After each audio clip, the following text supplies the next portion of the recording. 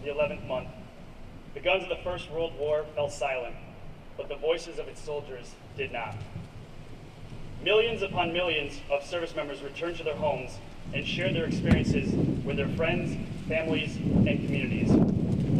These stories broke through the cloud of censorship imposed by the warring parties and conveyed not only the destruction of war, but they shone a light on the humanity that can happen inside it.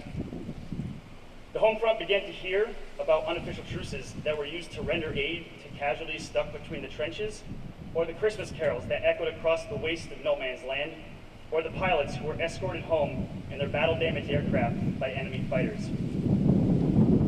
In today's modern wars, we, as a nation, are always connected to the action, whether we're watching a show about the surge or reading an article about the latest roadside bomb casualties. It can feel like this constant coverage would give us a fair understanding of our military, but imagine for a moment how the public might perceive our university. Reading wonderful stories about our world-class research and hearing about some of the social issues we engage with daily. As members of this community, we know that these are prominent points on our map, but that they don't tell our whole story. We are a community of teachers and learners, thinkers and doers who come from diverse places to study equally diverse subjects with the shared goal of excellence in our chosen fields. We are a gathering of individuals who are fighting together for a cause bigger than ourselves. And to that point, that shortens the bridge which spans the so-called military-civilian divide.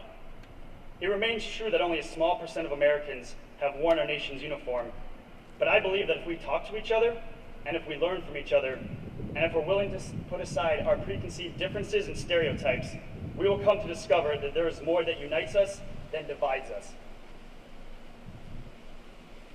Looking around here today, I am humbled to see so many people from so many different backgrounds and upbringings gathered together because we share respect for our military and our veterans. As veterans, it's up to us to engage with this community to paint a more complete picture of what it means to serve our nation. We have a duty to our fellow countrymen and women to tell the stories of selfless compassion, backbreaking struggle, and gut-wrenching loss that define our generation of warriors. As we start to do this, we will realize that the chasm between military and civilians isn't so wide, and that the values that we share are strong enough to bind us together as one team, one community, and one nation. Behind the wars and major battles that you and I are familiar with are the soldiers, sailors, airmen, and Marines who fought them, who endured them, and who feel the same pain and cry the same tears as each and every one of us here do. These patriots are not looking for a handout, rather we yearn for a handshake. We aspire to create and maintain a dialogue that leads to understanding and acceptance between two groups that have so much to offer each other, if only we're willing to give that dialogue a chance. The nearly 6 years I was a paratrooper in the United States Army will remain one of the most profound experiences of my life. No one knows for certain what the future holds, but I can say to you today that, without reservation, I believe our shared values and beliefs can bridge any misunderstanding, conquer any obstacle, and overcome any division.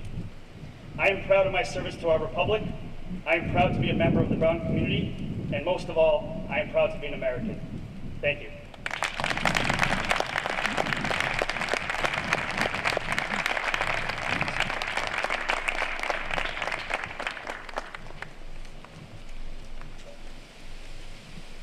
Thank you, Michael.